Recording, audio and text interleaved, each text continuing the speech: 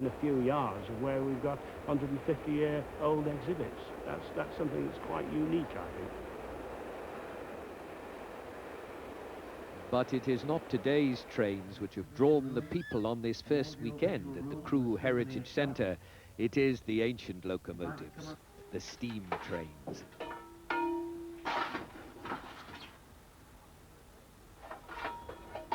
Appropriately, Princess Elizabeth led the way, and to provide a running commentary as seen from the footplate, we invited the chairman of the Owners Society, Ken Andrews, to tell us all.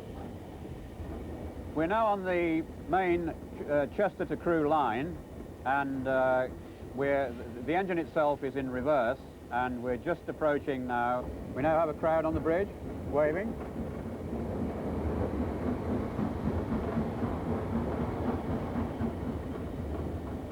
The engine's still in reverse. We're approaching the Heritage Centre.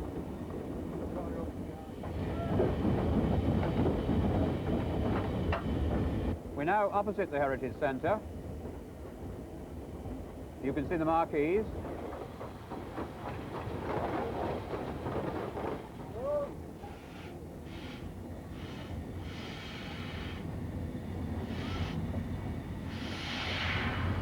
The brake is now on, and the driver is now altering the gear from reverse to forward.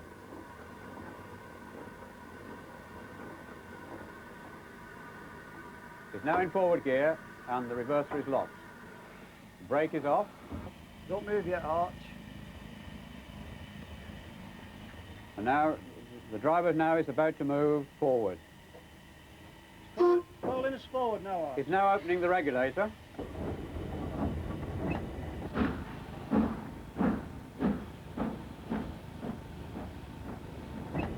And closing it again. His hand is steady on the brake. We're now about to enter the Heritage Centre.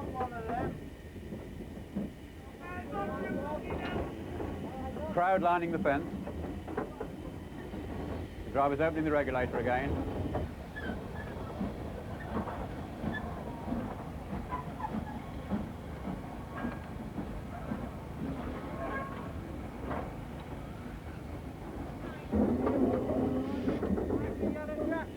We're just coming in past the mound inside the Heritage Centre.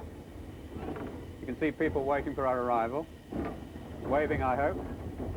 Give us a wave. You're on television. Princess Elizabeth taking her rightful place in the Heritage Centre. Well, now, David Jenkins and I had the best possible view of the cavalcade, so I simply picked his brains. Do you think she's going to get in everybody's way, though, being there? Well, it's a very tight site, as it were. There are very few sidings, and they're not very long, so there's a great deal of toing and froing got to take place to get everything in the right position. Because when the Queen comes, they're going to give her a model of Princess Elizabeth, aren't they? So I believe, yes. Well, now, once we get her settled and moved, we can start bringing the others in. How many have we got altogether? I think there are about another 6 or 7 due to come down. The first lot there'll be 4 in the first group, and I think 2 more, plus the ones that are on site already, so there'll be about 8 or 9 there at the end of the day. Well, now, here they come, led by number D200. This is a diesel-electric mainline locomotive built in 1959 as part of the new modernisation scheme. British Rail have entered into the spirit of it by painting it in its olden colours, old colours. It still belongs to them, doesn't it? Oh, yes. And here's Duke of Gloucester, a very large express passenger locomotive, then a diesel hydraulic, Western Prince, and finally a Class 24 diesel electric, and all 4 of them built at Crewe at different times in the British Railways period. And 3 of the 4 now looked after by enthusiasts? Yes, indeed. Because are enthusiasts as keen on diesels as they are on the older ones? Oh, yes, the diesel enthusiasts are every bit as enthusiastic, as it were, as their steam colleagues. There's a certain amount of rivalry between them, though. But it must be much harder, must it, to find bits for the old ones, the real old steam locomotives, and indeed manuals on how to maintain them than it is of the newer ones. Well, Duke of Gloucester itself is a remarkable example of that. But the diesels are probably slightly easier to cope with because, in a sense, that the memory isn't quite so far away. Some of these are still active on the railway, and some only were withdrawn a few years ago. Why aren't the other 3 under their own steam? Because there are very strict regulations as to the operation of private locomotives on British railways. Privately owned diesels are not permitted to run under their own power on the BR lines at all, and steam locomotives have to undergo some very severe examinations. She's a lovely locomotive, that Duke of Gloucester, isn't she? Oh, yes. Wasn't she almost the last one they built here? The very last express type to be built at Crewe, yes. I mean, if we hadn't gone diesel, would we still have them? Well, I don't know whether we'd still have these, but certainly Duke of Gloucester might well have been the prototype, but in fact it was the D200 type that took over only a few years after Duke of Gloucester was made. And at least Crewe got the job of building it, Yes. so they were happy. Here she comes again. All by herself this time. Yes, and now this is Duke of Gloucester with the going back into its birth. This was an amazing restoration by the people in Loughborough, an entirely privately sponsored affair. It was really nothing much more than a heap of bits and pieces. Half the components had to be fabricated again, and this was a one-off locomotive that might have led the way later. Who's that? That's Tony Mosley, who's very much involved with the railway movements on this heritage centre. Oh, he's the superintendent now, isn't he? That's He's in right, charge yes. of- He's You having- can't go anywhere without his permission. No. Not if you're a locomotive. He's going to have to undo that a little bit more. Needs a bigger breakfast. It's quite a tricky job, actually, very much part of the older railway methods, the screw coupling. We used to see that always, didn't we? at Yes, the indeed. station? There's still quite a lot of it about, and it can still be quite dangerous if you're not very careful. There we are. The red dragon goes off. They're actually being moved around on the Who's site. making all that smoke? Yeah, there it is. It's called Wiston. It's a little austerity locomotive, again designed by a Crewe man, a chap called Riddles. And talking of Crewe, here's perhaps the most famous locomotive on show today, Cornwall. That's a little one at the front. Yes, that's the little one at the front.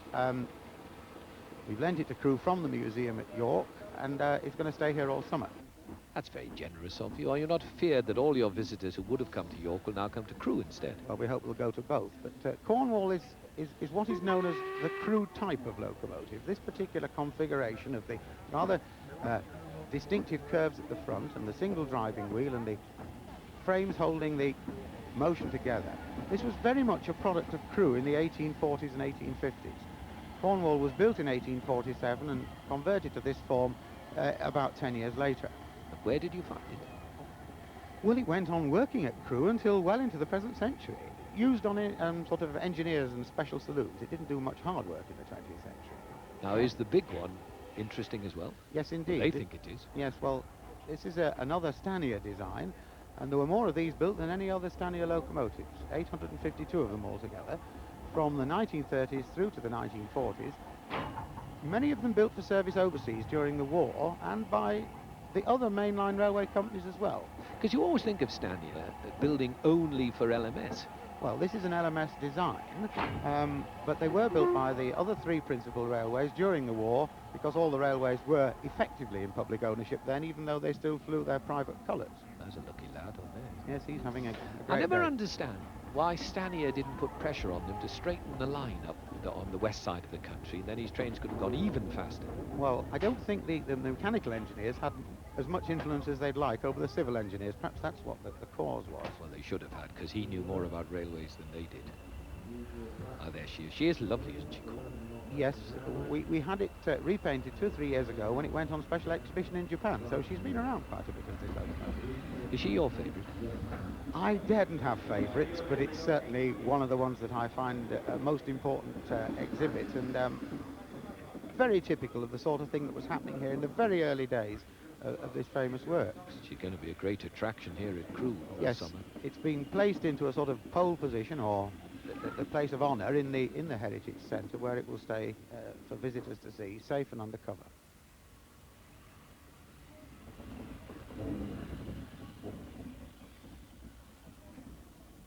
A final word. Is the new Heritage Centre at Crewe going to be a success? Tony?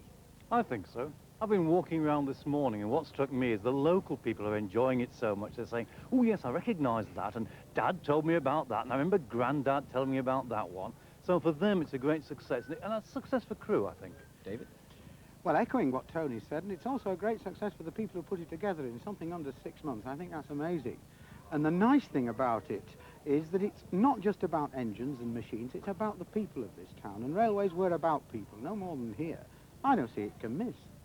And lots of people will come, you know. They reckon there are 6 million railway enthusiasts in Britain, 60 million in Europe, 600 million in the world. So Crewe is not going to be short of visitors. And when they do come to Crewe this time, they'll know what to do.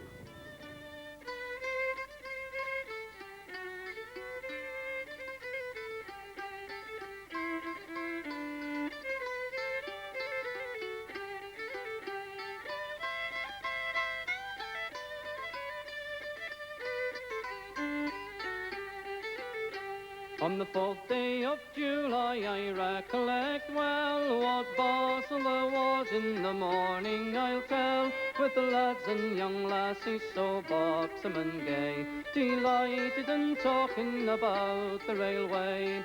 Travel by steam, so the folks say, all the world over upon the railway. So now, me good fellows, let us be all free, again fill the glass and now merry we be. Success to all trades in the reign of our Queen, and the boiling hot water that travels by steam. Travel by steam, so the folks say, all the world over upon the railway.